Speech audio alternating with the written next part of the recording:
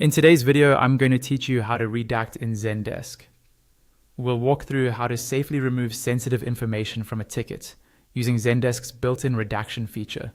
This is especially useful if a customer has shared something like a credit card number, a password, or any other information that shouldn't stay in your system. By the end of this video, you'll know exactly where to find the redaction tools and how to use them with confidence. First, start by logging into your Zendesk support dashboard. Once you're on the main screen, look up at the top bar. You'll see an option that says Add. Hover your mouse over that Add button. A drop-down menu will appear, showing different options you can create or open. From this drop-down, select the option that lets you open the ticket where you want to make a redaction. If you already have the ticket open in another tab or window, you can simply switch to it instead of going through the drop-down. After the ticket is open, scroll through the conversation and locate the specific message that contains the text you want to redact.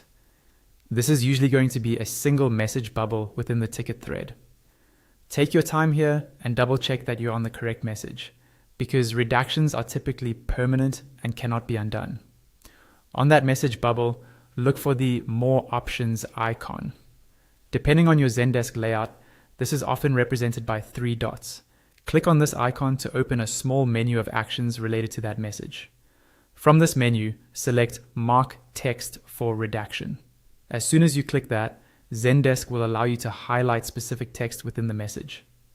Now, with your cursor, click and drag to highlight exactly the part you want to remove.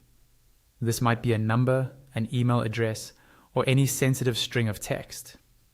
When you release your mouse, a small pop-up will appear near the highlighted area that says Mark for Redaction.